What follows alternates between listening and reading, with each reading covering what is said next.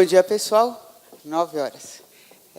A gente pede, eu sei que já tem pessoas começando a sentar nas fileiras para trás, mas o áudio é melhor da metade para frente, mas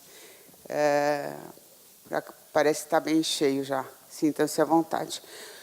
Enfim, bom dia a todo mundo. Obrigado pela presença de todos. Nós vamos começar agora com a palestra de fluidoterapia e distúrbios eletrolíticos em felinos. A doutora Cibele Cono é nossa chefe técnica da rede Pet Care, especialista em emergências. A doutora Jaqueline Zanon é uma das chefes da unidade de Pacaembu e também especialista em nefrologia. Boa palestra para vocês. Bom dia. Obrigada por todo mundo estar aqui nesse domingo frio de manhã. E a gente sabe que está tendo a virada cultural, então a gente está competindo com eles. A Cara só esqueceu de falar que a gente também, além de veterinário, a gente é amante de gato, né? Então, isso é o mais importante da palestra de hoje. Oi? Apaga a luz. Bom, então, a gente dividiu essa palestra em duas partes, que é de fluidoterapia e distúrbio eletrolítico. Eu vou falar um pouquinho mais da fluidoterapia e a Jaque vai falar um pouquinho mais sobre os distúrbios eletrolíticos. As duas partes elas se entrelaçam, porque o fluido acaba sendo uma correção também dos distúrbios eletrolíticos. Então, nossos objetivos de hoje é passar os princípios básicos, tanto da fluidoterapia, dos distúrbios eletrolíticos, a importância dos dois, o que cabe na rotina, fazer uma revisãozinha da fisiologia, da gente saber reconhecer e, principalmente, tratar. Então, sobre a fluidoterapia. A água é essencial à vida, né? A Terra só tem vida porque existe água, e é o que a gente busca agora nos outros planetas também. É um tratamento simples, todo mundo faz na clínica, né? Então, não sei o que fazer, vou colocar ele no sorinho. A gente vai mostrar agora que não é simplesmente colocar no sorinho, né? Por ser um tratamento, a gente tem que saber a dose, por que a gente está fazendo, quando parar e quando começar. A gente vai ter que avaliar bem esse paciente, saber quem que é o nosso paciente, se ele vai permitir fazer a fluidoterapia, que tipo de fluidoterapia a gente vai fazer. E o mais importante de tudo, como é um tratamento, a gente tem que começar, a gente tem que reavaliar e saber se a gente vai continuar esse tratamento.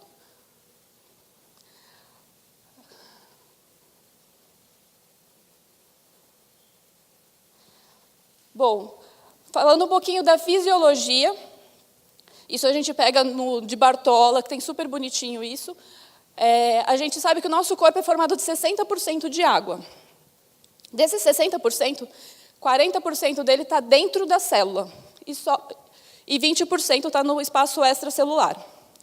Desses 20%... está ao contrário ali. 5% só que está dentro do vaso, que é o volume plasmático. E o resto, os outros 15%, estão dentro do intestício.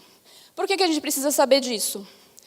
Porque, para manter, quando a gente faz o soro na veia, a gente está colocando líquido dentro do vaso. Então, a gente vai aumentar esse volume plasmático. E quando a gente faz isso, a gente mexe com outras forças, que é principalmente as forças de Starling. Para quem não lembra daquelas aulas de fisiologia, lá do comecinho da faculdade, era a pressão oncótica com a pressão hidrostática.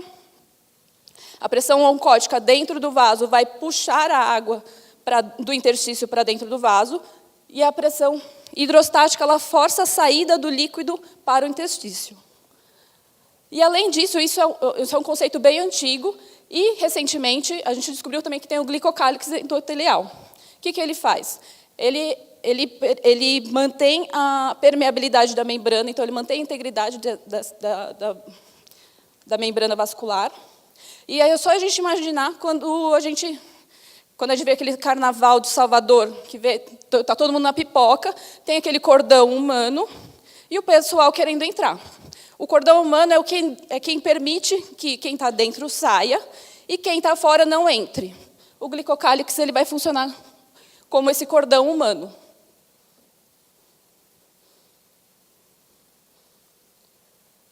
Sabendo disso, a gente vai ter que saber que tipo de fluido que a gente vai colocar lá dentro. A gente sabe que dessas pressões, quando a gente coloca o líquido, a gente vai estar mudando essas pressões, principalmente a hidrostática. Então, se a gente colocar um cristalóide que não tem macromolécula, a gente vai estar aumentando a pressão hidrostática de que jeito? Se a gente colocar uma solução hiposmolar, quer dizer que a gente vai estar colocando mais água do que soluto. Então, a gente vai hidratar mais o tecido. O que quer dizer o quê? Que a gente vai colocar essa fluido dentro do vaso, como vai ter mais água, ela vai ter a intenção de sair mais por interstício. A gente vai aumentar a pressão hidrostática. A fluido hiperosmolar, tudo isso em relação ao plasma, tá? Ela vai causar expansão plasmática. Por quê? Porque se ela tem mais soluto, ela vai, por osmose, captar mais líquido para dentro do vaso. Então, ela pode causar desidratação intersticial e vai fazer a expansão. E o isosmolar, que é o ideal de fluido de manutenção, ela vai causar tanto a hidratação tecidual e plasmática. Isso tudo na teoria. A gente vai colocar o líquido e isso vai ficar em equilíbrio com o do corpo. Para fazer a fluido, a gente tem o cristalóide e o coloide. A diferença dos dois, basicamente, é que o cristalóide ele é água com soluto. E os colóides eles têm macromoléculas, então as moléculas maiores. Então, é o voluvém, o etastaxe, o próprio plasma. Aqui a gente tem uma tabelinha simples sobre a composição dos fluidos. Isso é importante, a gente não dá muita importância para ler rótulo, essas coisas, mas é super importante quando a gente está pensando em fazer uma fluidoterapia para os animais. Só para a gente ter uma ideia, no Brasil a gente acaba trabalhando mais com a salina, né, com a solução fisiológica, que de fisiológica ela só tem osmolaridade, porque ela tem uma concentração de sódio alta, mas de cloreto alta também. O Ringer lactato, que a osmolaridade é um pouquinho hiposmolar em relação ao plasma. A quantidade de sódio dela é 130, a do plasma é 140, mas ela já é mais balanceada quanto a cloreto e contém potássio. E a outra que a gente costuma usar bastante também é a glicose 5%, que ela é água pura com açúcar. Mais para frente, quando a Jaque entrar na palestra dela, a gente vai ver a importância da gente saber a composição desses fluidos para saber como tratar os diferentes distúrbios. Essa tabelinha tem no Veterinary Clinics. Se alguém quiser, depois pode me mandar e-mail que eu envio. Falando um pouquinho sobre o cristalóide. Há muito tempo atrás, na década de 60, né, perto da Guerra do Vietnã, eles descobriram que fazendo 3 vezes o volume plasmático, a gente conseguia manter a pressão por mais tempo. E isso se manteve assim até a década de 90, 2000. Então, a gente fazia muita fluido, muita. Abre o soro. Né, quem fez faculdade na mesma época que eu, sabe disso. A gente está anestesiando, abre o soro, porque vai cair a pressão. Hoje em dia, a gente já sabe que isso não é tão verdadeiro, né? Então, ela pode subir momentaneamente a pressão, mas você tem várias outras consequências disso, né? Principalmente lesão renal. A mortalidade aumenta bastante também. Então, quando a gente faz, depois de 1 hora, só cerca de 1/3 dessa fluido que a gente fez na veia vai ficar na veia. O resto vai tudo para o intestício. Aqui eu coloquei as principais fluidos que a gente tem. Lembrando que a solução fisiológica ela tem uma osmolaridade boa, né, muito parecida com a do sangue, só que ela só tem sódio, então a gente vai usar ela mais para algumas situações mais específicas, por exemplo, no trauma crânioencefálico, em algumas situações em que você precisa repor o sódio. O Ringer lactato ele acaba sendo a fluido mais balanceada que a gente tem aqui. Né? Lógico, a gente também tem o Normosol, tem o Plasma Light. O Normosol é um pouquinho mais difícil de achar, mas o valor dele também ele acaba dificultando para todo mundo usar na rotina.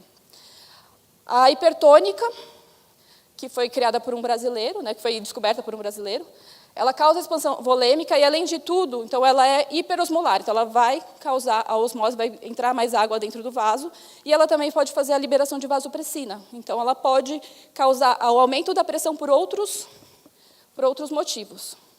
E a osmolaridade dela é quase 10 vezes maior que a do sangue. E a glicose 5%, que a gente vai fazer mais nas reposições de água. Dos colóides é aquela controvérsia que está existindo, né, na União Europeia. Eles já baniram o uso do colóide em humanos, principalmente por causa da relação de alta mortalidade que tem com os pacientes que usaram. Nos animais, a gente sempre fica com o pé atrás, porque existem situações que a gente acha que precisa usar, mas a gente sabe também das consequências que isso pode ter. Tá? Os principais que a gente usa são sintéticos, que é o Voluven, que é a hidroxetila. A albumina, eu não vou falar que a gente não faz no hospital, porque a gente faz, mas são muito selecionados os casos. Existem trabalhos falando de alta mortalidade, um deles foi feito numa universidade americana, que eles pegaram os animais dos alunos e fizeram a albumina para testar os parâmetros depois, e eles perceberam uma mortalidade de mais de 90%. E aí eles pararam o estudo, obviamente. Principalmente foi por causa de lesão renal e de alteração e de reação imunológica. Os hemoderivados, o plasma, concentrado de massa, todos os produtos sanguíneos, eles também são colóides, lembrar que eles têm proteína. E lembrar que todos eles têm bastante, justamente por eles terem proteínas, eles são mais imunogênicos. Então, eles têm uma possibilidade maior de causar alergia. Então, as reações são principalmente as alérgicas, então pode dar desde angioedema até lesão renal grave, que pode levar a óbito. E a gente vai escolher bem esses pacientes que a gente vai usar. Existem indicações? Existem. Né? Mas também a gente tem que lembrar que existem as contraindicações. Nos gatinhos, a gente vê principalmente alterações de coagulação. E a gente falou de fluido, e agora o que a gente vai falar do gato? Né? Então, o que o gato tem a ver com isso? Eles vão dominar o mundo? Por quê? Porque o gato ele tem um menor volume sanguíneo que o cão. Então, o cão, ao passo que ele tem de 8% a 9% do peso dele em sangue, o gatinho ele vai ter de 5% a 6%. Se a gente lembrar daquela formulazinha que a gente usa para fazer o cálculo da transfusão de sangue, quantos ml a gente vai fazer, que é 80, 90 vezes o peso, menos a diferença do hematócrito, dividido pelo hematócrito do doador, esses 80, 90 vem do volume sanguíneo. E do gato, por isso que a gente usa, multiplica por 70, de 50 a 70. E o porquê que isso? Né? Então, se eles têm menos volume, eles vão ser mais refratários a altos volumes. Se a gente fizer 100 ml de soro num cão de 10 quilos, vai ser diferente se a gente fizer 100 ml de soro num gato de 10 quilos. Eles têm no mesmo peso, porque o volume sanguíneo deles é menor. E aí, por isso que eles são mais propensos a formar efusões, então, a efusão pleural, efusão peritoneal e edema pulmonar. Fora isso, o baço do gato ele não consegue armazenar muito sangue. Então, a contração esplênica dele não é eficiente. Então, diferente da gente, do cão, que no momento de hipovolemia, a gente contrai o baço e libera mais sangue, libera mais volume para a circulação, o gato ele não consegue fazer isso. Então, a resposta dele à hipovolemia é pobre. E também, o gato ele faz bastante hipotermia. Ele tem pouca reserva e ele acaba... Isso é até um mecanismo de proteção dele, porque na hora que ele faz a hipotermia, ele diminui a atividade cerebral, ele também diminui o consumo de oxigênio. Só que isso também tem um lado ruim, porque a hipotermia ela vai diminuir a resposta adrenérgica. Os receptores e os neurotransmissores eles não funcionam direito numa temperatura mais baixa. Além disso, na hipotermia, no começo a gente pode ter vasoconstrição, que diminui também a ação a fluido, e no finalzinho, quando já está abaixo de 32, ele vai ter uma vasodilatação não responsiva. Então, não adianta a gente fazer fluido, porque ele também não vai responder. E, para ajudar, também tem uma alteração anatômica. Então, o sistema parasimpático e simpático dele é cruzado. As fibras andam juntas, as fibras vagais e simpáticas. E isso faz com que a resposta adrenérgica dele não seja muito boa, porque sempre tem sempre uma contra-resposta. A gente já sabe sobre os fluidos, já sabe o que acontece quando a gente joga o soro lá dentro. E agora, então, a gente vai começar a tratar.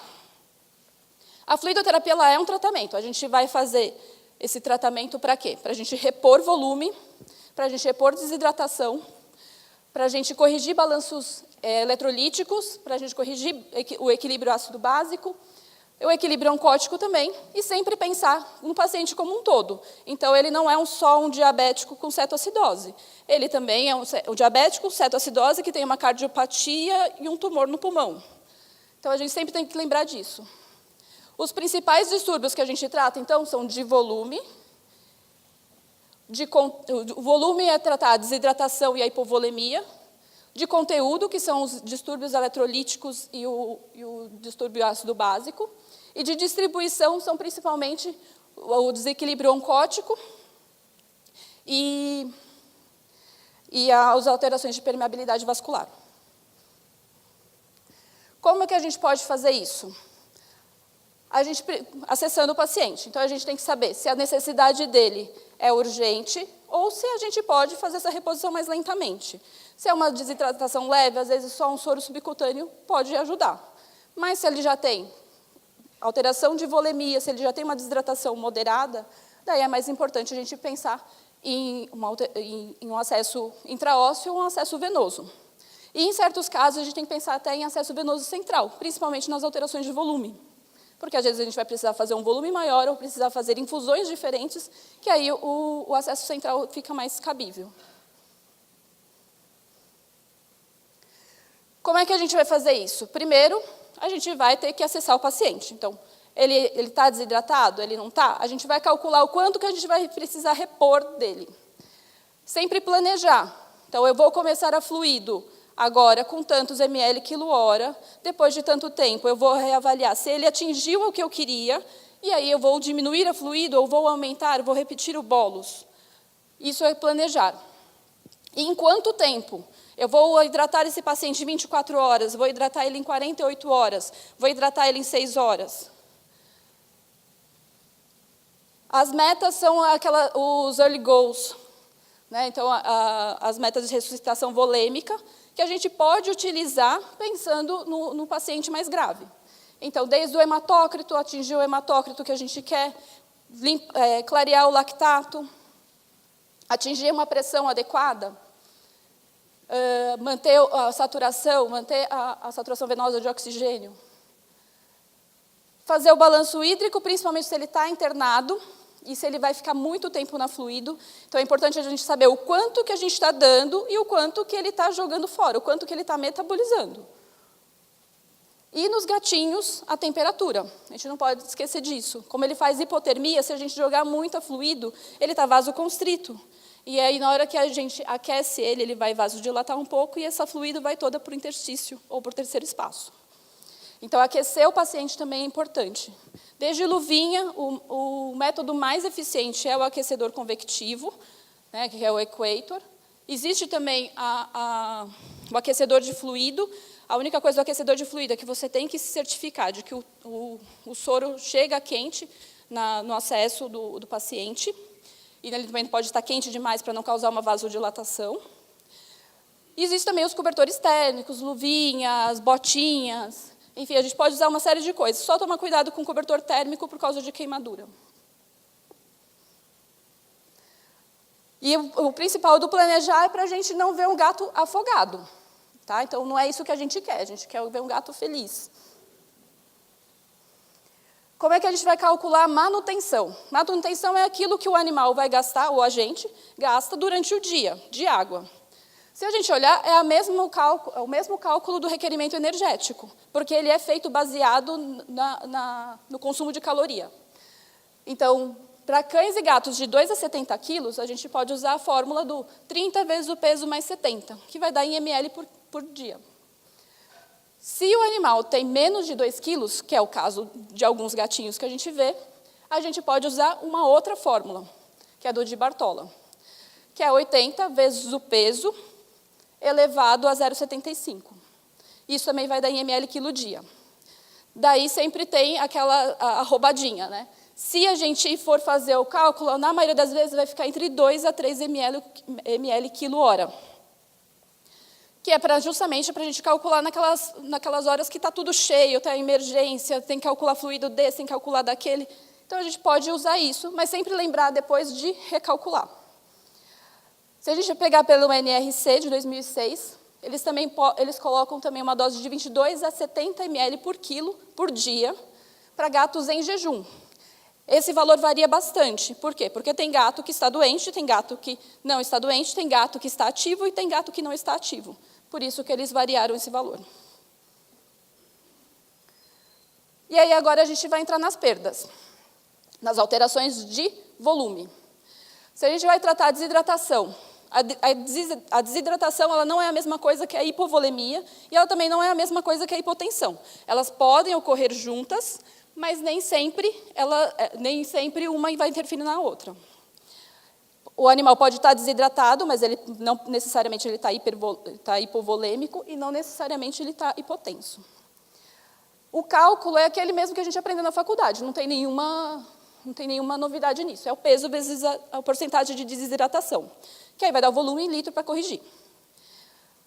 Lembrar que isso daqui é só para corrigir a desidratação. Ele não corrige perda e também não corrige a manutenção. Quando a gente vai corrigir a desidratação, a gente não vai corrigir ela em 2 horas.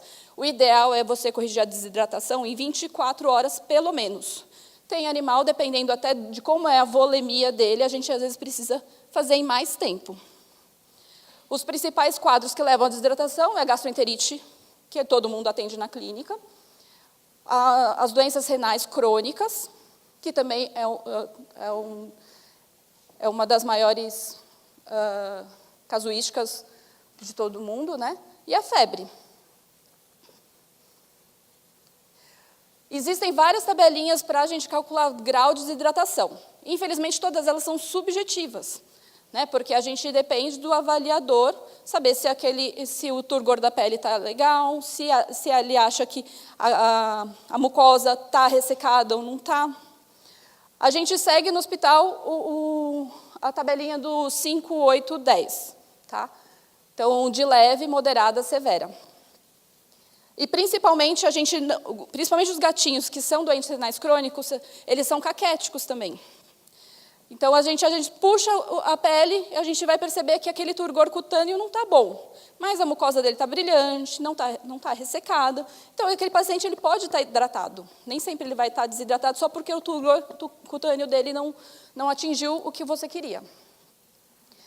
Mas, a partir do momento que a gente já começa a ver enoftalmia, então o olho já está lá para trás, o paciente já está começando a perder consciência, a gente já sabe que isso aí já é uma severa a moderada. E falando da hipovolemia. A hipovolemia ela é a diminuição do volume intravascular, então não tem conteúdo dentro do vaso. Os principais sinais de hipovolemia são sinais de perfusão baixa. Então, é aquele paciente que está letárgico, que está com extremidade fria. E, às vezes, ele pode cursar com a pressão mais baixa também.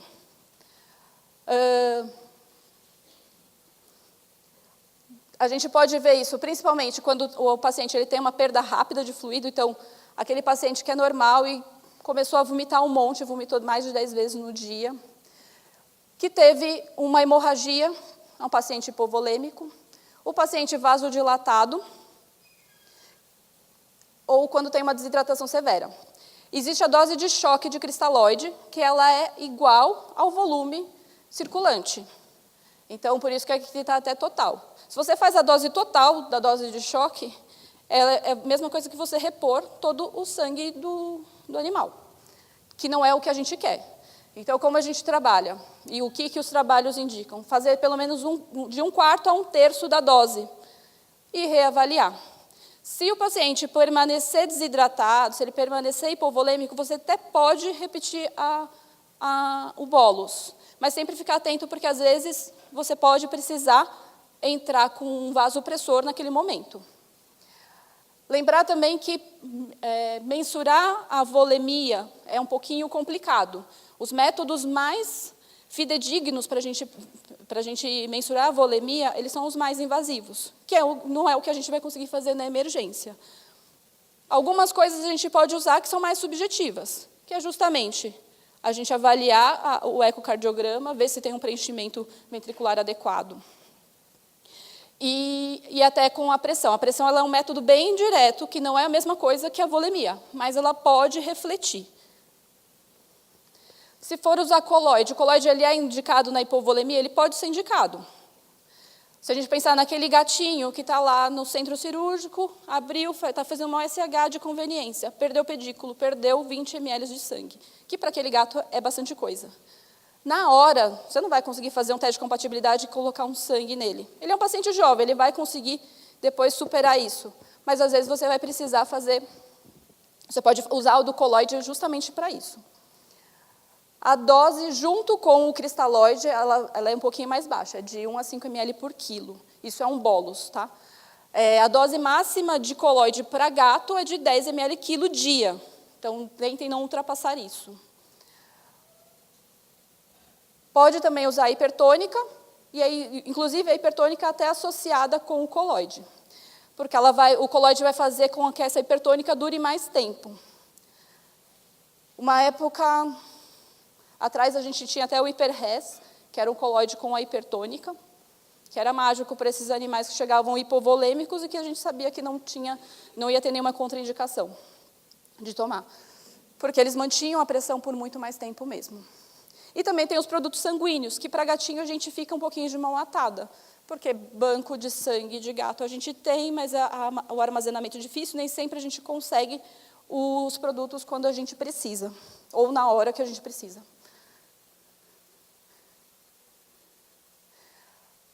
Trabalhos que são legais para a gente ler, para revisar tudo isso, tem um Veterinary Clinics de 2017, que é do ano passado, que foi organizado pelo Hélio Altran e pelo de Bartola, que eles fazem uma revisão de fluido para vários casos, desde perioperativo, pós-operatório, uso racional, tem a parte de colloide, tem tudo lá. Ai, ficou atrás. O trabalho de trás aqui, quando eu coloquei a imagem não apareceu. É só para mostrar que em humanos eles também já estão usando essas metas e tentando usar uma quantidade menor de cristalóide, justamente para diminuir mortalidade.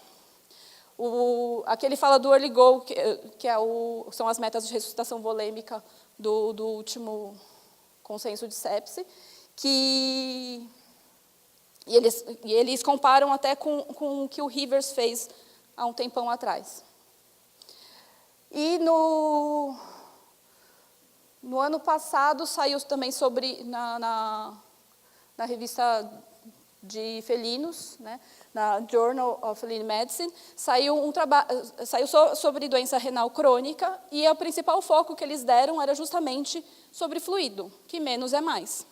Também não é para ninguém sair parar de fazer fluido, né? O que eles querem dizer é que a gente precisa contrabalancear. A gente fazia um monte antes, e agora a gente vai precisar fazer um pouquinho menos, porque o muito também estava matando os gatinhos. A gente fez a fluido, e como é que a gente vai monitorizar isso? Tudo isso serve para monitorizar fluido depois, para monitorizar se o fluido foi efetivo. O que a gente pode fazer de mais imediato? É justamente o que está grifado, né? Ver o refil capilar, ver a coloração da mucosa, se ela está ressecada, se ela ganhou cor, se ela está mais rósea, ou se ela continua pálida. Pesar o animal, né? O animal que está internado, ele tem que ser pesado diariamente, para a gente ver o quanto que ele ganhou de peso de água. Medir o débito urinário, se a gente vai fazer o all-in, all-out, saber o quanto que a gente está dando de fluido e o quanto que ele está conseguindo jogar fora, ele é essencial.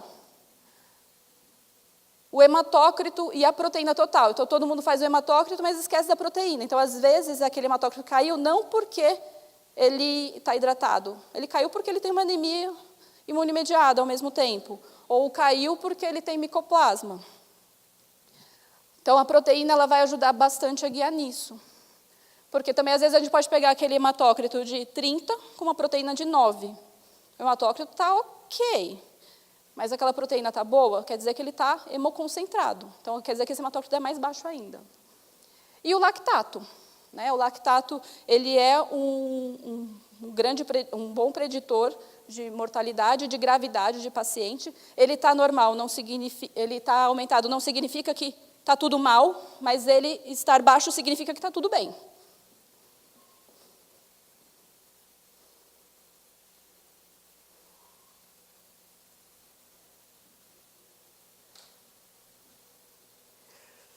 E também a gente tem a alteração na distribuição de fluidos, que é um pouquinho, não é comum, né? A gente vai tratar dos edemas e das efusões. Geralmente, o que a gente pode fazer é o coloide. As alterações da permeabilidade vascular, elas já são um pouquinho mais difíceis da gente tratar, porque aí vai depender muito da causa, se ele é um paciente séptico, se ele é um paciente que tem peritonite, né? Então, peritonite infecciosa, então vai variar um pouquinho da causa. Tá? Também tem o paciente que é hipervolêmico. A gente falou do hipo, mas eu não falei do hiper. O hipervolêmico, a gente nem sempre vai fazer fluido, a gente vai ter que talvez segurar um pouquinho. Ou fazer uma fluido mais hipotônica, porque como ele está hipervolêmico, a gente vai precisar jogar um pouquinho do que está no vaso para o interstício, mas sabendo que isso pode levar até uma piora de edema. E agora a gente vai falar das alterações também de conteúdo, que são as alterações eletrolíticas, que é a Jaque. Bom dia. Eu tentei ser concisa, né, porque falar de distúrbio eletrolítico em pouco tempo é um desafio, né? A gente tem tema aí para um final de semana inteiro de conversa. Então, tentei deixar a coisa um pouco mais prática, assim. Vamos ver se a gente consegue atingir esse objetivo, né? Por que a gente decidiu falar em distúrbio eletrolítico? Porque ele faz parte da nossa rotina, né? Assim, principalmente, tanto o cão quanto o gato, a gente vê bastante distúrbio eletrolítico e parte deles põe o nosso paciente em risco, né? Tem risco de óbito e algumas vezes a gente nem sabe que é ele que está fazendo isso, né? Que é o distúrbio eletrolítico que está colocando meu paciente em risco. Só uma revisão, né, da quantidade que existe dentro de célula, no interstício, e a concentração de cada íon e cada cátion. Tá? Aqui a gente vai falar... Não sei onde está... Achei. A gente vai dar um pouquinho mais de atenção ao sódio, ao potássio, ao cálcio e ao fósforo. Tá? E falar um pouquinho do magnésio também. Mas só para a gente ter uma ideia aí da concentração de cada um dentro de célula, no interstício e a concentração plasmática, isso a gente vai falar um pouquinho mais quando falar de cada um, tá? Resolvi começar pelo potássio. Potássio é o maior cátion intracelular, a gente consegue ver aqui a concentração dele dentro da célula, que realmente é bem grande, tá? A principal função do potássio é a de gerar potencial de membrana. Então, se a função dele é de gerar potencial de membrana, os principais efeitos dele vai ser em musculatura esquelética e cardíaca. Ele é regulado principalmente pelos rins, então ele é excretado na urina, dentro do rim, principalmente em túbulo contorcido proximal, e a principal fonte do potássio é a alimentação. A hipocalemia no gato é mais comum do que a hipercalemia. Não que a hipercalemia não exista, mas a hipocalemia é mais comum. Quem nunca viu um gato, né? Olhou para o gato e falou, esse gato, o potássio está baixo, ele é hipocalêmico, né? Então, o principal sinal clínico do gato hipocalêmico é a fraqueza muscular e essa ventroflexão cervical. Tá? Ele pode, sim, ser arrítmico. Geralmente, a arritmia vem em níveis bem mais baixos de potássio, menor do que 3. Tá? E é importante a gente frisar que a hipocalemia vai aumentar a toxicidade de digitálicos e vai também reduzir a ação de antiarrítmico. Esse paciente ele fica refratário a antiarrítmico. Então, o cardiopata é bem importante a gente pensar assim no potássio. tá? E sim, a hipocalemia pode causar poliúria e poliedipsia, só que a poliúria e poliedipsia também pode causar hipocalemia, então a gente entra num ciclo. Não é tão comum, mas existe essa nefropatia hipocalêmica. O potássio está tão baixo que também causa lesão renal e esse paciente também vai ter poliúria e poliedipsia, tá? Valores de risco. Geralmente, os sinais clínicos aparecem com valores menores do que 3,5. Menor do que 3, eu já tenho fraqueza muscular e arritmia. Menor do que 2, eu tenho posso ter rabdomiólise e paralisia de musculatura respiratória. Paciente bem grave mesmo. Opa. Tudo não é só o rim, infelizmente. Ia ser mais legal se fosse. Mas eu tenho causas de hipocalemia que não têm a ver com o rim, que não estão relacionadas ao rim. Então, geralmente são distúrbios, tem redução de entrada de potássio, né? Então, como a principal fonte de potássio para eles é a alimentação, então o paciente que está em anorexia severa ou alimentação pobre em potássio, mas é muito raro isso acontecer.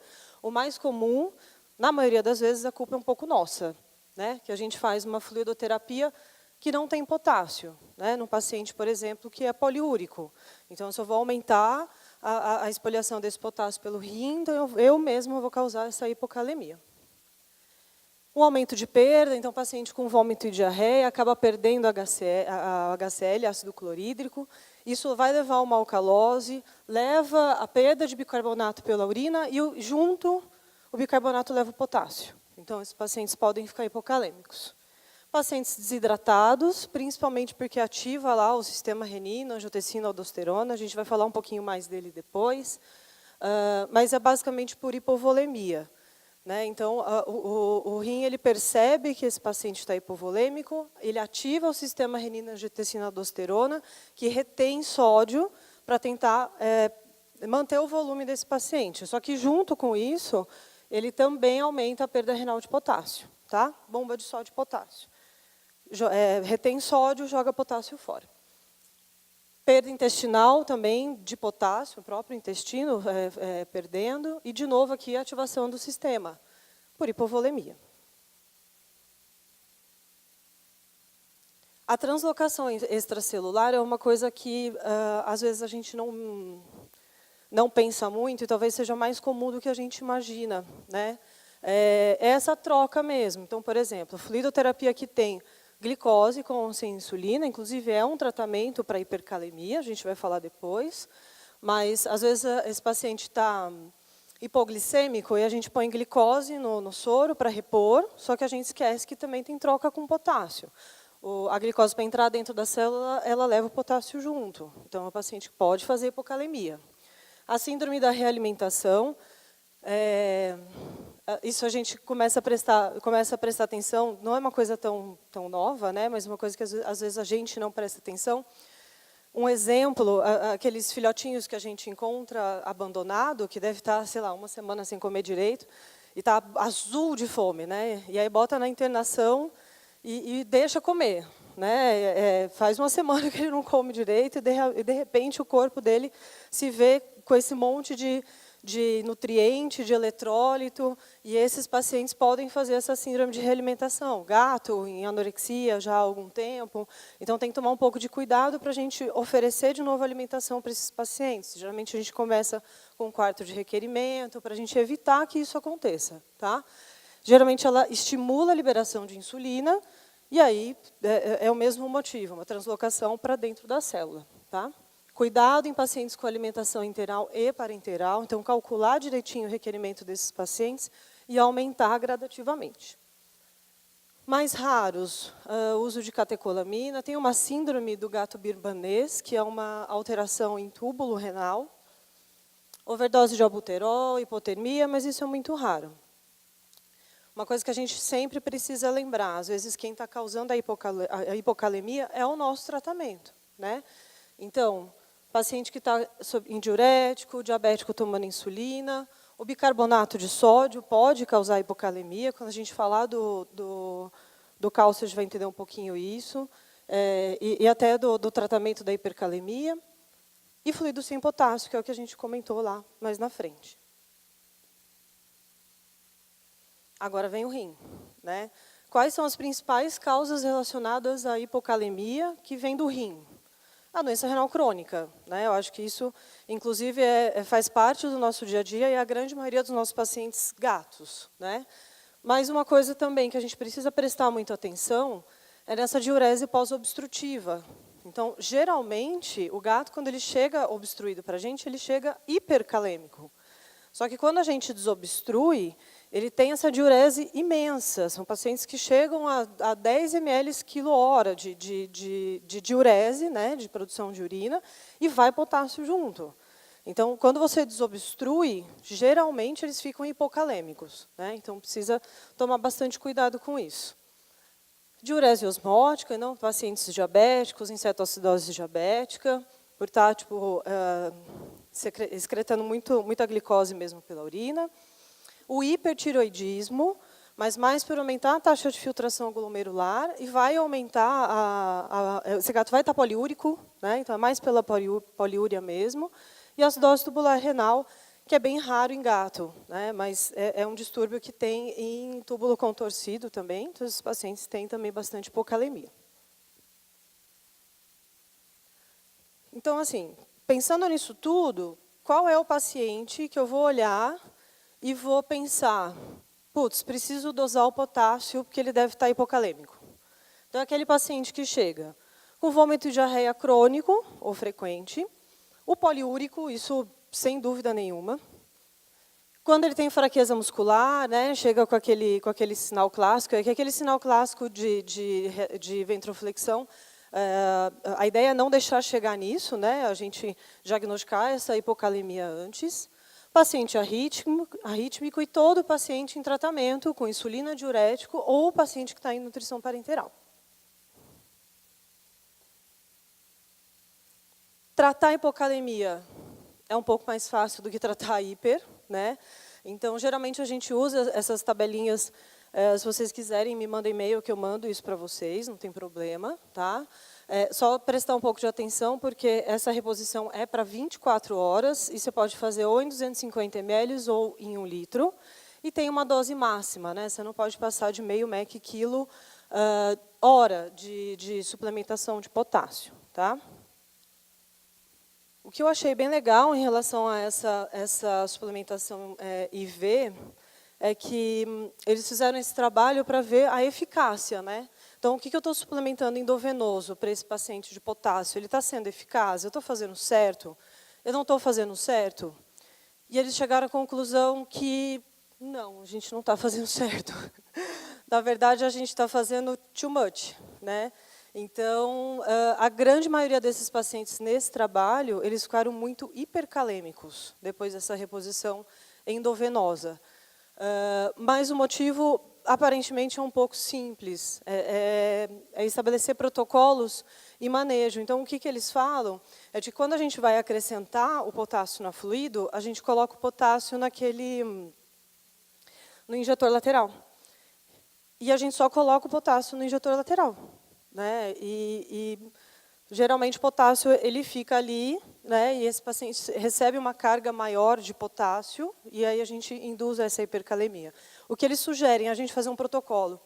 Então, quando vai colocar no fluido o potássio, você inverte a bolsa, coloca a quantidade de potássio que você precisa e inverte ela mais 2 vezes, né? Para homogeneizar mesmo e evitar que isso aconteça, tá? Na grande maioria dos pacientes, eles tiveram hipercalemia e a conclusão foi que, fazendo isso, realmente a gente reduz muito essa chance, tá?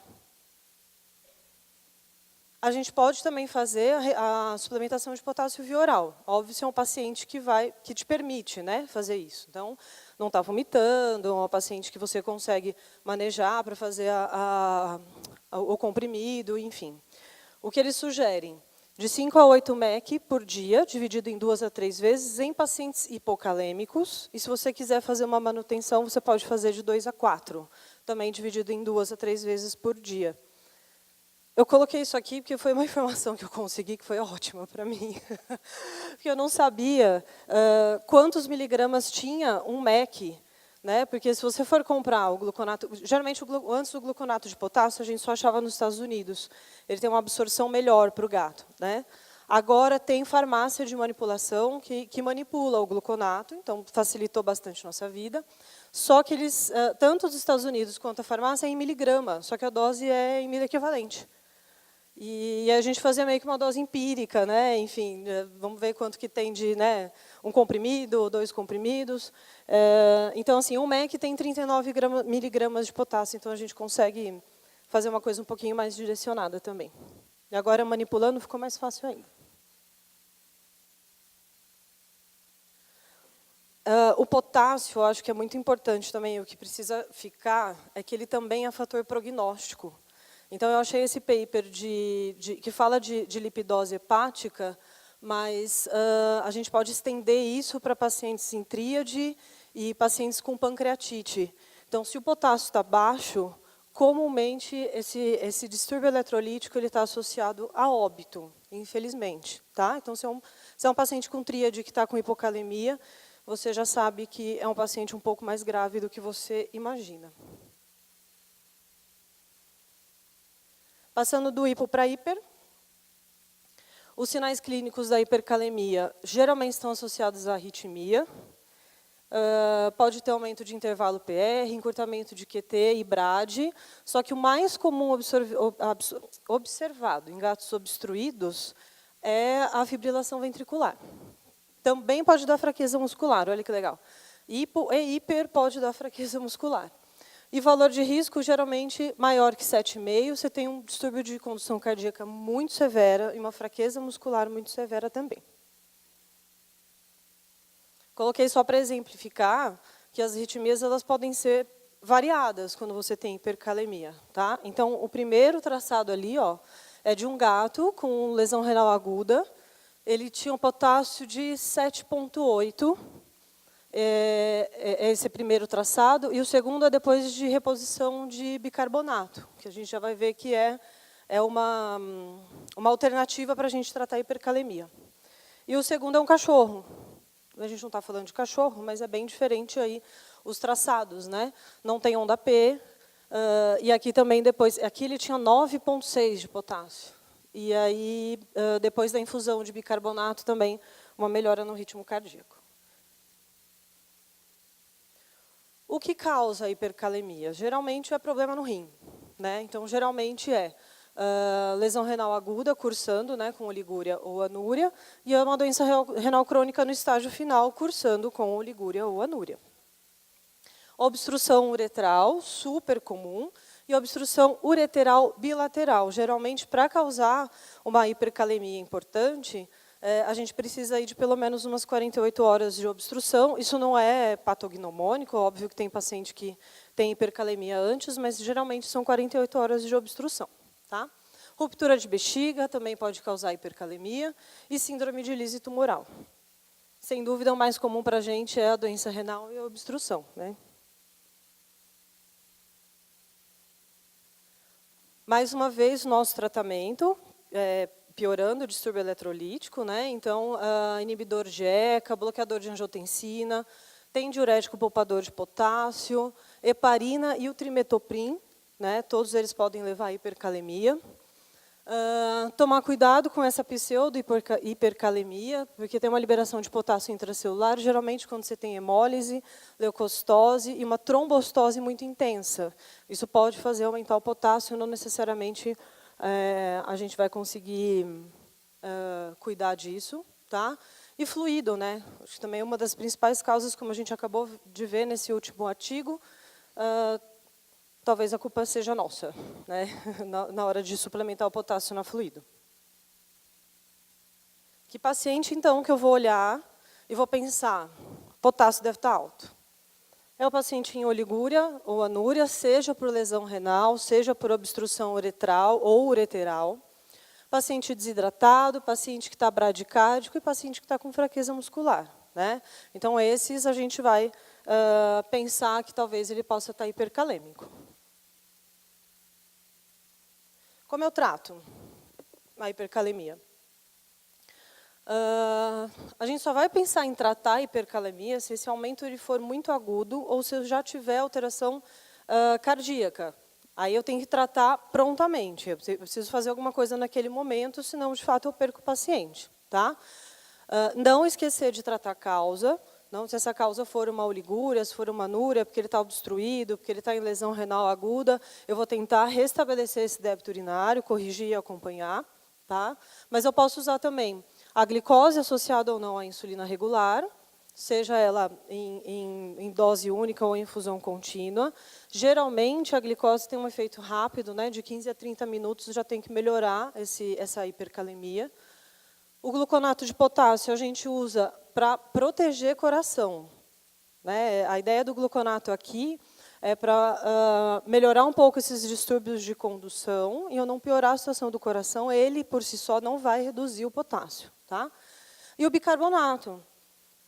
Que eu acho o bicarbonato uma saída bem legal, porque, principalmente nesses doentes renais, às vezes o paciente chega em acidose metabólica e hipercalêmico. Então, eu já trato as duas coisas com a mesma medicação. Né? Eu corrijo a acidose metabólica e, consequentemente, esse potássio também entra para dentro da célula. O princípio é o mesmo da glicose. Né?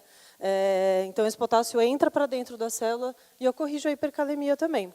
Naqueles traçados, na verdade, eles foram tratados com bicarbonato. Tá? Só precisa tomar cuidado, porque você precisa saber como está a parte ácido básica, né, desse paciente também. Senão você faz uma alcalose e aí é pior. Na verdade, a única intenção de eu ter colocado isso é para falar que, sim, a gente pode usar o Ringer com lactato nesses pacientes hipercalêmicos. Né? A quantidade de potássio que a gente tem lá não é o suficiente para eu piorar a hipercalemia. E, às vezes, eu usando uma solução de cloreto de sódio, dependendo do paciente, é um paciente que está em acidose, eu vou piorar a acidose por causa do cloro. Às vezes é um paciente que é hipernatrêmico, eu vou piorar a situação dele também, porque eu estou dando muito sódio. Então, pode sim fazer o Ringer com lactato, não tem problema, você não vai piorar a hipercalemia dele. Tá?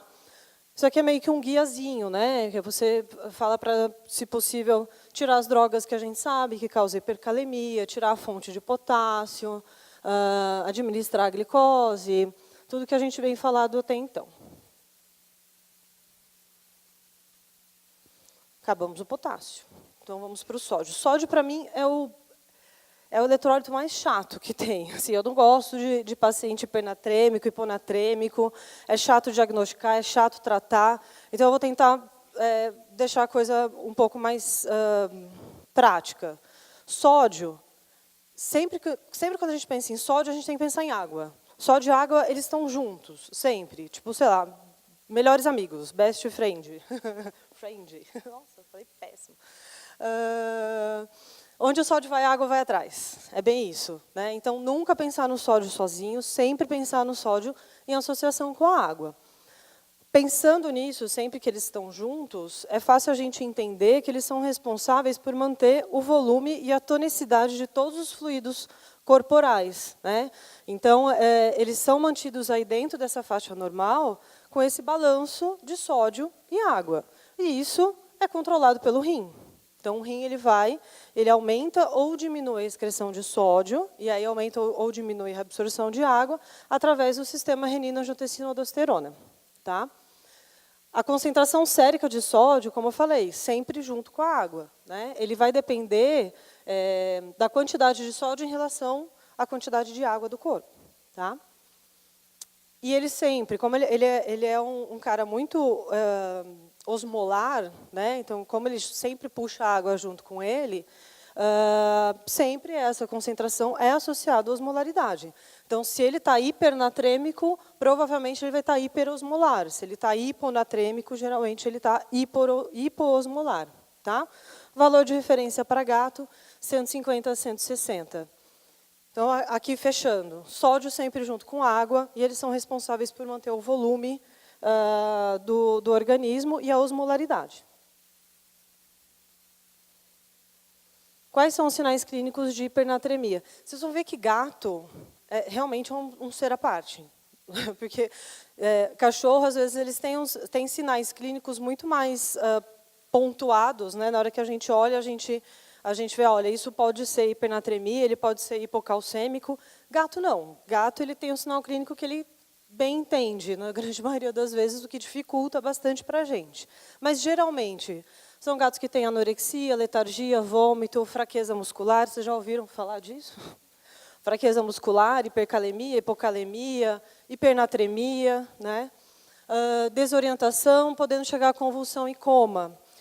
O sinal clínico na hipernatremia está mais relacionado à rapidez que isso acontece, não necessariamente a quantidade, a magnitude ou essa hiperosmolaridade associada. Então, se ela acontece de uma maneira muito rápida, geralmente a gente vai ver mais sinal clínico. Tá? Os sinais neurológicos, então, pode acontecer com concentrações de sódio maiores que 175, e ela é mais fatal do que a hiponatremia. E é um distúrbio bem comum em pacientes graves e hospitalizados. Como o sódio e a água andam junto, a gente precisa pensar, pensando assim, nas causas, talvez a gente consiga acessar melhor esse paciente e tratar melhor esse paciente. Então, o que pode causar uma hipernatremia? Se ele perde água pura, água sem eletrólitos, né? Nada. Né? Se tem um déficit de água, eu vou ter hipernatremia. Tá? Quando isso acontece? Paciente que não bebe água. Hipodipsia, não tem acesso à água, alta temperatura no ambiente, febre e diabetes insípidos. Né? O paciente com diabetes insípidos perde água. Ou ele perdeu o fluido hipotônico. Geralmente, esses dois pacientes eles são hipovolêmicos. Né? Quando ele perde água pura e quando ele perde fluido hipotônico, eles são hipovolêmicos. Quando que eu posso perder um fluido hipotônico? Problemas gastrointestinais, quando eu perco para terceiro espaço, pancreatite, peritonite, queimadura. E diurese osmótica. Né? Então, diabetes, uso de manitol, a diurese pós-obstrutiva, aqui de novo, então, além de causar hipocalemia, ela pode causar hipernatremia, uso de diuréticos e a doença renal não oligúria, paciente poliúrico. Né? Ou eu ganho soluto, ou eu perco água pura, ou eu perco fluido hipotônico, ou eu ganho sódio para causar hipernatremia. Como que eu posso ganhar sódio? Geralmente, esses pacientes não são hipovolêmicos. Eles são euvolêmicos ou hipervolêmicos. Como que eu ganho sódio? Sal. Intoxicação por sal. Massinha de modelar. Você me falou daquela massinha de modelar. Tem gato que é pentelho, né? Pode comer a massinha de modelar. Ou quando eu uso uma fluido hipertônica, enema, flitinema. Né? Flitinema é rico em sódio, né? Então eu posso ter hipernatremia por isso. Um adendo aqui na fluido hipertônica. Qual que é o fluido que a gente usa para repor bicarbonato endovenoso, geralmente? A gente usa a solução fisiológica, NaCl, que é rica em sódio. Né? Então, às vezes, um paciente que está em acidose metabólica, a gente repõe, e a gente esquece que a gente está usando um fluido que é rico em sódio. Então, esses pacientes podem ficar hipernatrêmicos. Tá? E o hiperaldosteronismo, eu tenho sempre dificuldade em falar isso, aumento de aldosterona. Tá? E esse paciente aqui geralmente vai estar hipervolêmico, mas é bem raro também em gatos e até em cães. A gente fala para os pacientes que não bebem água, né? A gente pensa, mas gato não vai beber água? Nossa, mentira. Aqui para provar, ok, é um relato de caso, né? Mas diagnosticou-se uma hipodipsia primária em gato com uma hipernatremia severa. O sinal clínico dele era fraqueza, ataxia, perda de apetite e poliúria. Tá? Fizeram todo o diagnóstico diferencial. No fim, ofereceram água para o gato voltou a beber água e ele ficou bem.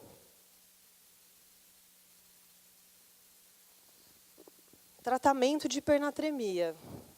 Nossa, é uma coisa complicada, tanto de hiper quanto de hipo, né, meio chato de se fazer, mas a gente precisa pensar o seguinte: eu tenho que repor água e eletrólitos e, se necessário, aumentar a excreção renal de sódio para tentar reduzir. Então, qual que é o primeiro pensamento nesse paciente? Ele está hipovolêmico? Eu preciso repor volemia dele? Porque se eu preciso restabelecer o volume, eu vou usar um tipo de fluido primeiro, para depois corrigir a hipernatremia. Tá? Então, se eu tenho que repor volume, eu preciso usar uma solução que tenha uma concentração de sódio bem semelhante à concentração de sódio do meu paciente. Então, se ele tem 180 de sódio, eu tenho que usar uma solução entre 170 e 180 também. Por quê? Porque eu vou fazer isso rápido. Eu tenho que repor hipovolemia de uma maneira mais rápida. E se eu reponho com um fluido que tem menos sódio, né, eu vou alterar e vou causar edema cerebral nesse paciente. Né? Então, eu preciso fazer isso, como eu preciso fazer rápido, eu tenho que usar uma fluido numa concentração bem parecida. Repor volume só. Tá? Como eu faço isso? Uma coisa que a Sibeli falou que é fato, que a gente não presta atenção muito nas quantidades, né, da nossa solução de fluido que a gente vai usar. Né? A gente não sabe muito bem o quanto que tem de sódio, o quanto que tem de potássio, enfim. A gente sabe, então, que o Ringer com lactato tem 130 mEq de sódio, a solução fisiológica 154, ficou ruim, né? A glicose não tem, né? A glicose 5% é água, no fim. E a hipertônica tem 1.232 de sódio. Tá? Então, sabendo disso, e tendo essa informação aqui, que ela é fantástica, de NaCl a 20%, se eu acrescento 1 ml de NaCl 20% nessa solução, qualquer uma dessas soluções, eu vou aumentar 4 mEq de sódio. Então, se eu quero chegar, por exemplo, a uma solução de 180 mEq de sódio, eu posso usar a solução fisiológica e acrescentar NaCl 20%. E eu chego a uma solução bem parecida para repor volume nesse paciente. Tá? Repus volume. Esse paciente está euvolêmico agora, só que ele ainda está hipernatrêmico. Né? O sódio ainda está alto. Então, agora eu preciso repor água. Né? Ele está euvolêmico, ele está hidratado, então agora eu tenho que repor água para reduzir aos poucos esse nível de sódio. Aqui o princípio é o mesmo, eu não posso reduzir de uma vez. Eu vou causar edema cerebral nesse paciente, então eu preciso reduzir aos poucos. Ah, mas quanto de água que eu preciso repor? Você consegue calcular o déficit de água nesse paciente. Tá? É uma fórmula tranquila de se fazer. Esse déficit de água dá o valor em litro. E esse déficit eu preciso corrigir em 48 horas. É devagar mesmo, para a gente não correr o risco de piorar a situação do paciente. Tá? E eu não posso ultrapassar 12 mEq litro por dia para isso aqui. Então, tem que ser devagar mesmo essa reposição. Tá? Agora, se ele é hipervolêmico, ou seja, um paciente que tem muita aldosterona, por exemplo, aí eu vou usar diurético, eu tenho que aumentar a excreção renal do sódio. Né? Eu não tenho que repor água, eu não tenho que repor volume. Eu só tenho que jogar o sódio fora. Intoxicação por sal, enfim, todos aqueles que a gente já conversou. Então, a espirolactona é um diurético de escolha porque ela bloqueia lá a aldosterona. Né? Então, vai melhorar também a situação. Mais uma vez, é raro. Né? Geralmente, a gente pega o paciente hipovolêmico ou até euvolêmico, mas você tem que fazer essa reposição de água. Okay? Qual é o paciente, então, que eu vou olhar e vou pensar, preciso dosar o sódio? Paciente que não bebe água. E aqui, eu coloquei a prevenção embaixo, porque tem um adendo muito importante, que às vezes a gente esquece do nosso paciente internado. É um paciente doente renal, que eu já repus bicarbonato, por exemplo. Né? Então, eu subi um pouco mais o sódio, é um paciente desidratado, ele pode estar hipernatrêmico, mas ele está no fluido, né? Então, ele está hidratando, ele não precisa beber água. Ele precisa beber água. Né? É uma coisa simples, e é uma forma muito simples de você repor água pura, né? Sem pensar na glicose 5%. É oferecer água para eles. Tá? Por isso que eu coloquei o gatinho aqui bebendo água, para a gente não esquecer de oferecer água para os nossos pacientes. Paciente com vômito e diarreia, paciente desidratado, comportamento anormal, estado mental anormal, convulsão, poliúria e polidipsia. Basicamente, o paciente que a gente pensa em dosar o potássio também. Né? A hiponatremia ela é um pouco mais menos comum, né? A hipernatremia a gente observa mais, tirando o cachorro com hipoadreno, né? Gato pode ter hipoadreno sim, mas é muito raro, né? Então a gente observa mais no hipoadreno. Geralmente, a osmolaridade é baixa, e você consegue, para a gente conseguir entender a causa e tratar, eu preciso saber se a osmolaridade está baixa ou não. Também com uma fórmula simples a gente consegue fazer isso. Se eu tenho a ureia e a glicose, eu consigo saber como está a osmolaridade. Tá? Valor normal de 290 a 330 em gatos. E por que isso é importante? Ó, por isso, porque se você tem um paciente hiponatrêmico, você calcula a osmolaridade, ela está normal, é pseudo. Ele não está hiponatrêmico de fato, provavelmente é por hiperlipidemia ou por hiperproteinemia. Tá? Se você tem um paciente hiponatrêmico e a osmolaridade é aumentada, procura que pode ter hiperglicemia associada. Um aumento de 100 ml por decilitro de glicose reduz 1,6 milimol por litro de sódio. Então, a hiperglicemia pode causar hiponatremia. Tá? E a osmolaridade vai estar aumentada. Aqui é reduzida. Tá? Agora, se você calcula a osmolaridade e ela está reduzida, aí sim é um paciente hiponatrêmico, né? E tem várias causas para isso. Uma doença hepática severa, doença cardíaca congestiva, a lesão renal, o hipoadreno, que a gente já tinha comentado, e a administração de diuréticos também. Em cães, esses dois são os mais frequentes também que a gente vê hiponatremia. Né? Como eu trato? Eu só vou tratar a hiponatremia, ou pensar em tratar a hiponatremia, se ela for aguda. Porque se ela for crônica, se isso já estivesse se estabelecendo já há algum tempo, o sistema nervoso central ele acaba se adaptando a esses valores mais baixos de sódio. E aí, eu tratando essa hiponatremia, eu posso piorar a situação do paciente. Tá? Então, se ela for aguda, a gente pensa assim em tratar. Tá? A gente também não passa de 12 ml por dia, a gente não pode subir mais do que isso. Tá? E a reposição muito rápida pode causar desmielinização. Ela não acontece na hora, ela vai acontecer alguns dias depois que você fez essa reposição. Tá? O mais importante aqui na hiponatremia é você manejar a doença que está concomitante. Tá? E não é tão comum assim a gente ver, salvo no que a gente já tinha conversado, que é o hipoadreno, né, que a gente vê bastante. Cálcio. Cálcio é mais legal que sódio. Na verdade, assim, ó, entendendo isso aqui, a gente consegue entender bastante coisa em relação ao cálcio. Tá? O cálcio ele é dividido, o cálcio total ele é composto pelo ionizado, ligado à proteína e complexado. Quem que importa para mim aqui? O ionizado. Porque ele é a fração biologicamente ativa, é ele que vai causar sinal clínico ou não, e ele que é o importante aqui. Tá? Quem é o cálcio ligado à proteína? É o cálcio principalmente ligado à albumina, né? Então, por exemplo, se o paciente ele tem hipoalbuminemia, o cálcio total ele vai estar baixo. Só que eu preciso saber como está o cálcio ionizado. Tá? E o cálcio complexado é aquele cálcio ligado ao fósforo, o cálcio ligado a bicarbonato, a lactato. Né?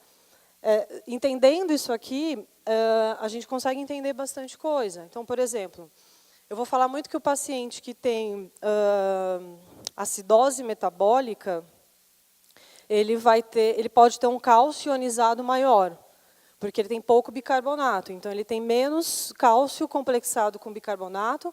Essa fração aqui, ela reduz, consequentemente, a fração do cálcio ionizado sobe. Tá? Então, tendo isso em vista, a gente consegue entender bastante coisa. Existem fórmulas, eu não sei se vocês já viram, né, de como calcular, por exemplo, você corrige o cálcio em relação à albumina. Né? Essa fórmula, infelizmente, ela não é fidedigna em gato, porque essa relação não é tão linear. Então, o ideal para gato é você saber o cálcio ionizado mesmo. Tá? Ele é controlado pelo paratormônio, pelo calcitriol e calcitonina, que vai agir lá em rim, intestino e osso. Então, são 3 órgãos que vão fazer esse controle do cálcio e do fósforo também, que a gente vai ver depois. Tá?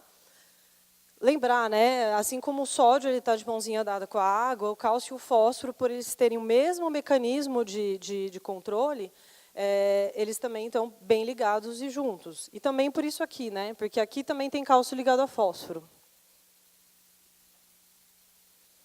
Bom, o que o cálcio faz? Necessário para milhões de coisas. Reações enzimáticas, transporte de membrana, coagulação, condução nervosa, condução neuromuscular, contração muscular, de músculo liso, de vasculatura, de secreção hormonal, formação e reabsorção óssea, enfim, é ultra mega importante dentro do organismo, tá? Bem rápido, para a gente entender como funciona o paratormônio e o calcitriol em relação ao cálcio. O que precisa ter na cabeça? Paratormônio e calcitriol sempre vai aumentar o nível, a concentração sérica de cálcio. Tá? Eles funcionam para isso. Então, o paratormônio ele aumenta a reabsorção renal de cálcio e ele vai lá no rim, estimula o rim a produzir o calcitriol. Calcitriol, por sua vez, aumenta a absorção intestinal de cálcio e aumenta a liberação de cálcio pelo osso. Tá? Como tudo não pode ser esse samba do crioulo doido, o calcitriol ele tem um feedback negativo lá no paratormônio. Então, basicamente, é isso. A ação de paratormônio e calcitriol para o cálcio é tentar sempre manter os níveis, é sempre aumentar, né? Hipercalcemia, então, é diagnosticada quando tem um cálcio ionizado maior do que 1,4 ou um total maior do que 11. Tomar cuidado aqui com a albumina, tá? É isso aqui que importa para a gente. Aqui, ó, sinais clínicos de hipercalcemia. Você pega um cachorro hipercalcêmico, ele tem poliúria, ele tem polidipsia, ele tem náusea, ele tem vômito. É uma coisa muito marcada. O gato, ele tem perda de peso e letargia. Né? É isso que a gente consegue ver, principalmente quando essa hipercalcemia é idiopática. Poliúria, polidipsia, convulsão, não é tão comum assim em gato. Tá?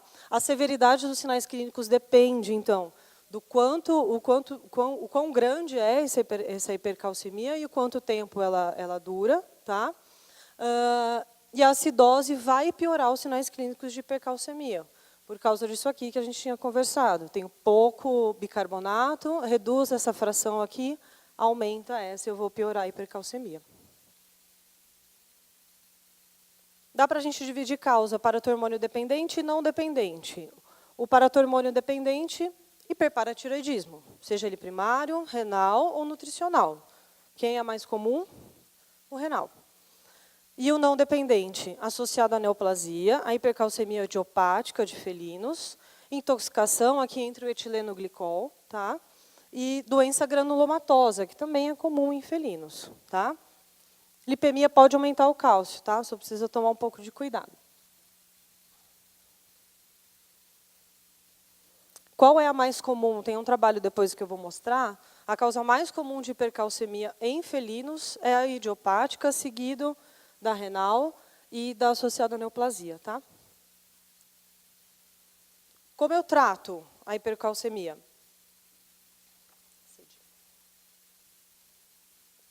Primeiro você identifica e trata, ou tenta tratar essa causa primária. A primeira linha de tratamento é fluido. Fluidoterapia e você tentar estimular a diurese. Aqui sim você vai usar a solução fisiológica 0,9%. Ringuer com lactato tem cálcio. Tá? Então a indicação sim é que você use a solução fisiológica. Além disso, esse excesso ou esse sódio que tem na solução fisiológica vai competir com cálcio lá no túbulo renal. Tá? Então, ele vai ser absorvido primeiro, antes do cálcio. Então, por isso também essa escolha. Cuidado com hipernatremia, né? Também é muito sódio. A segunda linha que a gente pensa de tratamento é usar diurético, de alça, né? Aumenta a excreção de cálcio, mas também tem que tomar cuidado com o potássio, né? Porque o potássio, se você aumenta a taxa de filtração, esse paciente vai ficar poliúrico e ele vai perder potássio junto. Tá? E glicocorticoides. Os corticoides, que eles fazem? Ele reduz a absorção intestinal e aumenta a excreção renal. Então, essa é a segunda linha de tratamento para hipercalcemia. E a terceira linha são os bifosfonados. Né? Não sei se vocês já usaram, né? O pamidronato, que ele é endovenoso, a dose é essa, e o alendronato, que ele é via oral. Ele é mais usado na manutenção, só que precisa tomar muito cuidado, porque ele pode predispor muito a esofagite. Né? Em gato, isso é um problema muito sério. Ele é mais lento, porque o bifosfonado ele não age nem em intestino nem em rim, ele vai agir lá no osteoclasto, então ele vai agir no osso, então ele é um pouquinho mais lento. Não adianta se fazer pamidronato e fazer agaso depois, que o cálcio não vai mudar. Tá? Ele dura mais ou menos umas 2 semanas. Cuidado, porque os bifosfonados têm excreção renal. Tá? No paciente doente renal, você precisa tomar um pouco de cuidado para usar. E essa é um futuro, na verdade, né? É uma medicação que usa para tratar dislipidemia, que está sendo bastante usada também para tratar hipercalcemia, mas a gente não tem por aqui ainda. Aqui, ó. Esse trabalho é do ano passado, né? Que eles pesquisaram gatos com hipercalcemia ionizada, né? Então aumento de cálcio ionizado. E a causa mais comum que eles observaram, então, foi a idiopática, seguida da doença renal crônica, por malignidade, né, que é aquela associada ao tumor, à neoplasia, e hiperpara. Tá? Eles recomendam bastante o uso dos bifosfonados. Né? Então, nesse trabalho, o bifosfonado agiu bem, né, só que ele é associado à toxicidade também.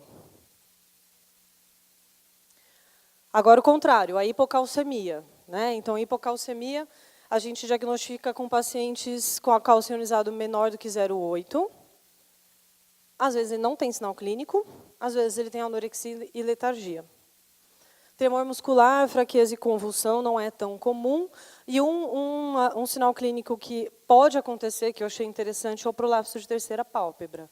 Só que é um gato letárgico, anorético, com prolapso de terceira pálpebra. Né? Então, ele pode ter N coisas, o que ele quiser, inclusive uma hipocalcemia.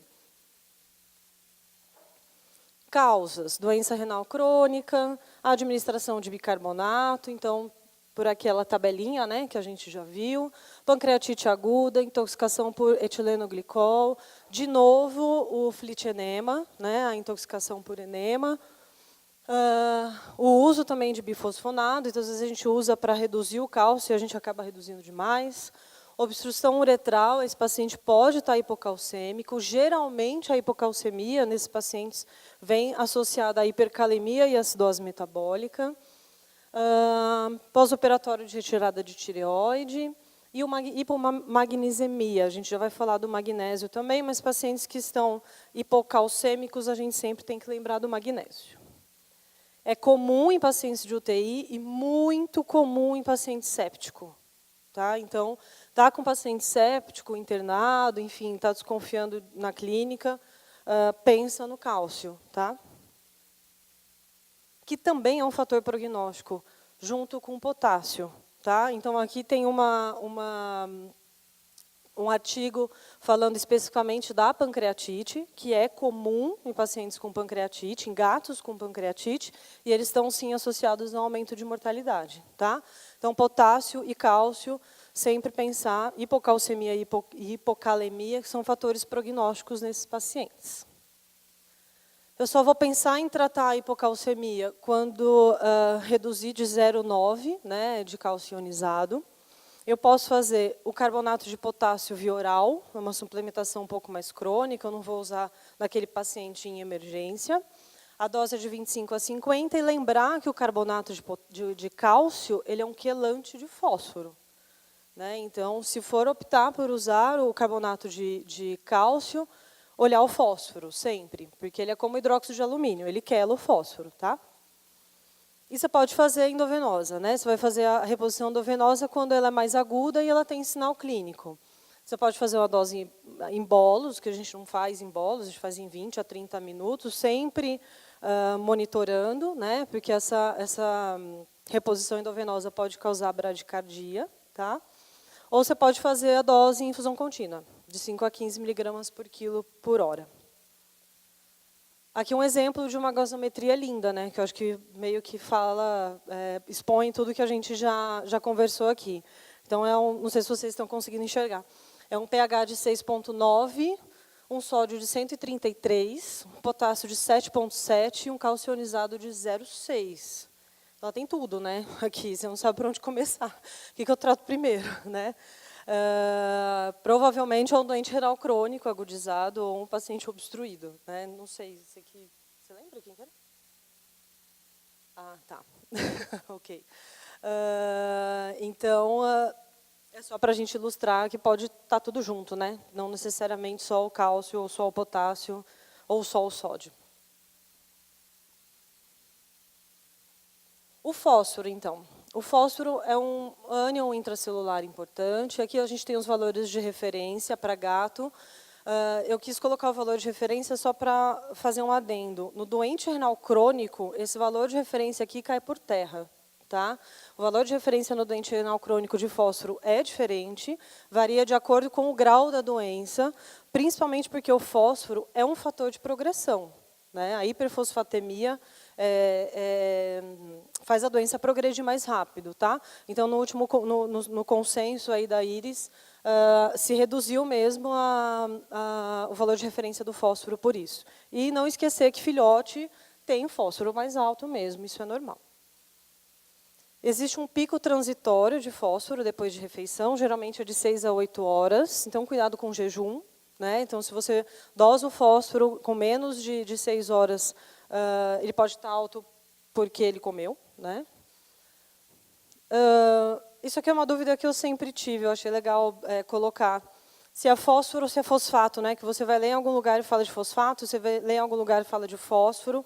O fósforo é o elemento e fosfato é o íon. Então, é o que a gente... não, é o eletrólito, desculpa. Então, o que a gente olha sempre é o fosfato. Tá? Mas aqui está falando fósforo e também está certo. Tá? Mas é que o fósforo é o elemento. Ele é responsável por integridade de membrana celular, reserva energética, vários processos metabólicos, formação de matriz óssea e também por processos ácidos básicos. Tá? Grande parte dele está dentro do osso. Regulação do fósforo casadinho com a regulação do cálcio. Né? Então, também tem a participação de paratormônio, do calcitriol e da calcitonina em rim, osso e intestino. O que o paratormônio faz? Aumenta a excreção urinária e o calcitriol aumenta a absorção intestinal. Cuidado aqui com o gato. O gato ele tem uma habilidade de absorver fósforo, que é uma coisa absurda no intestino. Tá? Por isso que existem as intoxicações por flitinema. Né? Tem muito fósforo, o gato absorve loucamente e intoxica. Então, a absorção está linearmente relacionada à ingestão. De 60% a 70% do fósforo ingerido é absorvido no intestino e de 60% a 100% que é filtrado, ele é reabsorvido em túbulo contorcido proximal. Hipofosfatemia, então, os valores de risco menor do que 1 miligrama por decilitro. Aí eu posso ter hemólise e rabdomiólise. É comum? Não. Acho que a gente pegou um caso, né? De um gato que tinha o fósforo bem baixo. O que é importante a gente levar daqui, principalmente esses pacientes aqui, ó. Paciente que está começando a ficar com fósforo mais baixo, presta atenção no intestino. Né? Talvez ele não esteja com absorção intestinal bacana, então a gente pensa em doença intestinal inflamatória, linfoma, às vezes é a única coisa que a gente vê. Ele é meio que um sinal, né? Pode acontecer também a hipofosfatemia por causa de troca, né, transcelular. Então, acontece na alcalose. Aqui a síndrome de realimentação de novo, né, e a insulinoterapia. Né, é por troca mesmo, vai entrando dentro da célula e vai reduzindo ali no espaço extracelular. Ou por aumento de excreção renal. Né? Então, paciente que tem muita diurese obstrutiva, né, que a gente vê em cetoacidose, que a gente vê na diabetes, a administração de diuréticos e, de novo, a diurese pós-obstrutiva. Né? Então, ela mexe em fósforo, ela pode mexer em fósforo, ela mexe em cálcio, ela mexe em potássio. E o uso de drogas antiácidos, principalmente aquelas que têm o hidróxido de alumínio, bicarbonato e manitol. Como eu trato? Olha, eu vou falar que eu acho que eu nunca tratei uma hipofosfatemia, né? Acho que a gente nunca chegou a esse ponto de precisar. Porque a prevenção é preferível, né, a gente tratar. Você pode fazer uma reposição parenteral, tá, com pacientes com essa hipofosfatemia muito grave. Você pode escolher o fosfato de sódio ou de potássio, essa dose é a mesma. Você tem que monitorar muito bem o fósforo, tá, para ele também não subir demais. E você precisa cuidar de potássio e sódio, né, porque você vai usar um fosfato sódico ou potássico, né, então você pode também mexer no potássio e no sódio e prestar atenção nisso. A hiperfosfatemia, que é muito mais comum, né, geralmente ela vem por causa de diminuição de excreção renal. Então, o doente renal tem que dosar fósforo. A hiperfosfatemia é um fator de progressão de doença, junto com a proteinúria e a hipertensão, né? Então, ele está hiperfosfatêmico, você precisa tratar, senão você vai reduzir a meia-vida desse rim. Ele pode vir com aumento de ingestão de fósforo ou administração iatrogênica, o flitinema, né? Ele é rico em fósforo. Pode acontecer também por causa de troca transcelular, principalmente na síndrome de lise tumoral. Isso aqui está caindo um pouco por terra, mas ainda se usa essa razão, não é razão, né? É o fósforo vezes o cálcio. Se ele for maior do que 60, possivelmente a gente vai ter mineralização de tecido, né? Então precisa tratar. Há artigos que dizem que uma hiperfosfatemia aguda causa lesão renal aguda, e a lesão renal aguda causa hiperfosfatemia. Então, de novo, a gente entra num ciclo. Tá?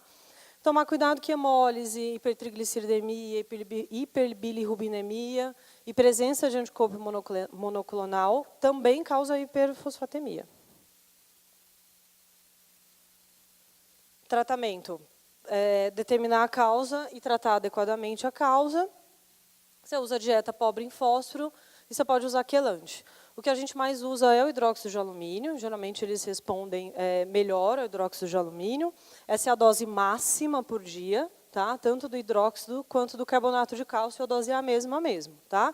Carbonato de cálcio é legal a gente usar, porque, às vezes, o doente renal crônico ele tem hiperfosfatemia e hipocalcemia. Então, a gente trata as duas coisas com a mesma medicação.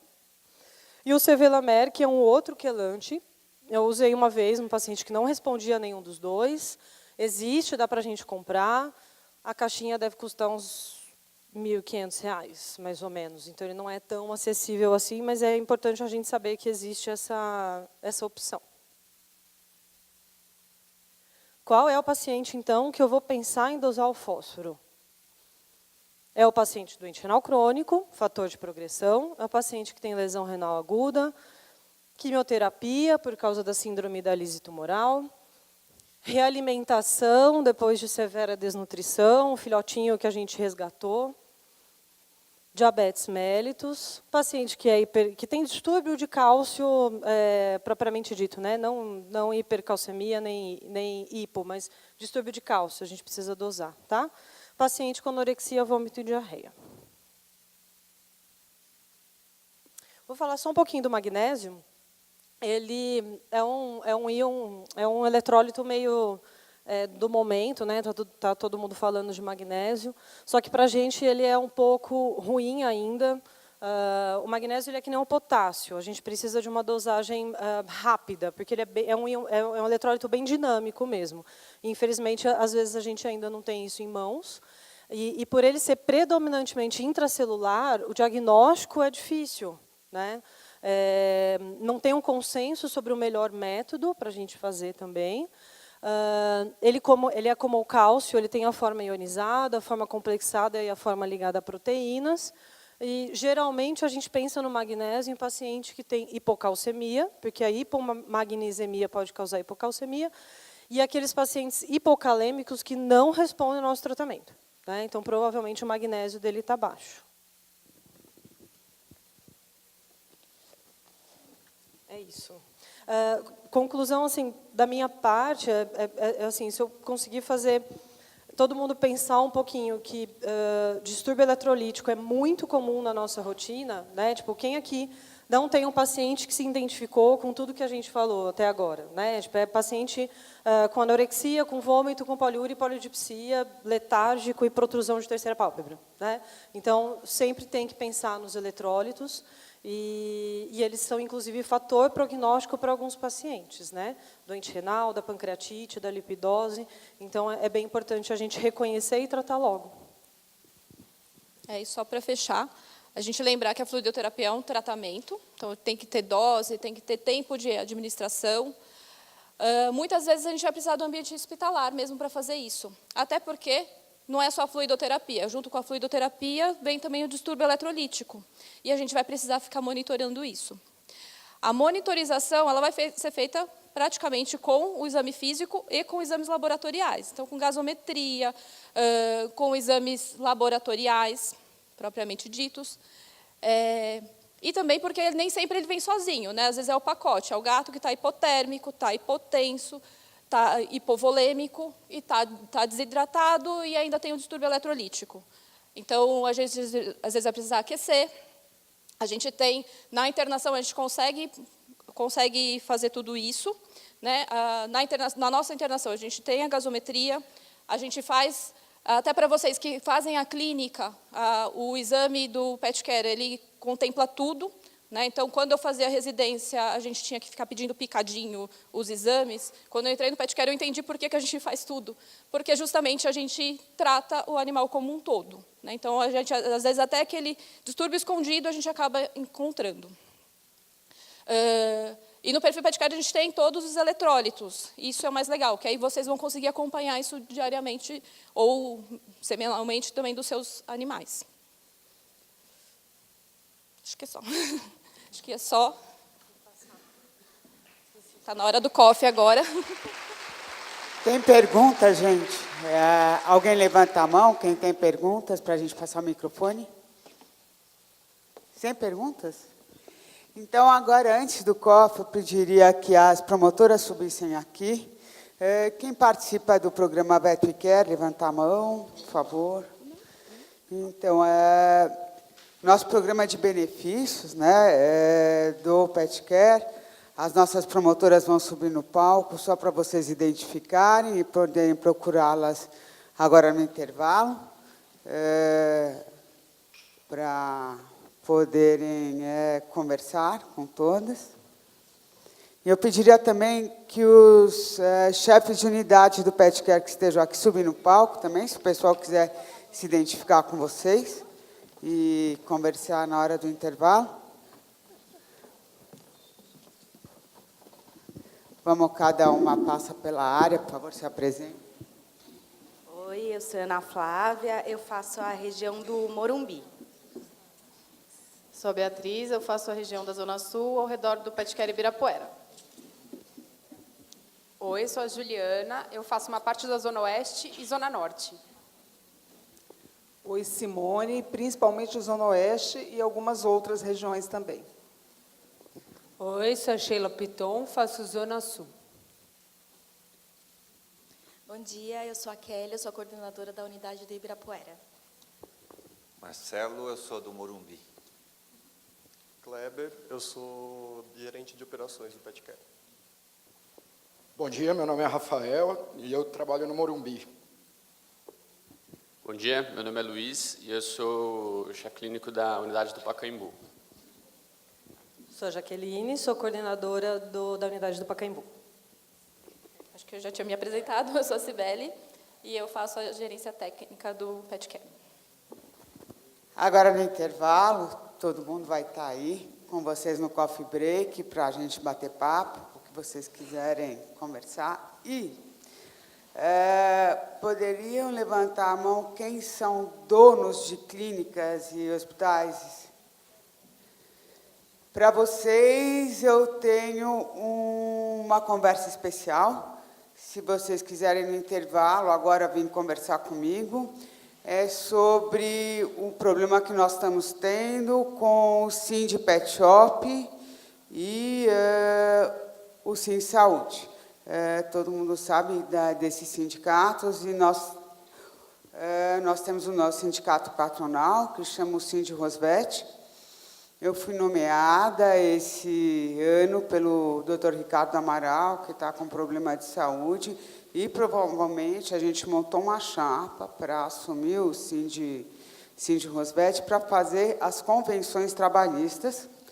A gente já fechou a convenção trabalhista para hospitais e centro de diagnósticos, então quem se interessar pode vir falar, e quem também tem clínica, pet shop, quiser vir conversar para eu explicar um pouquinho o que vai rolar em relação aos nossos funcionários. Gente, um bom intervalo, a gente volta em meia hora.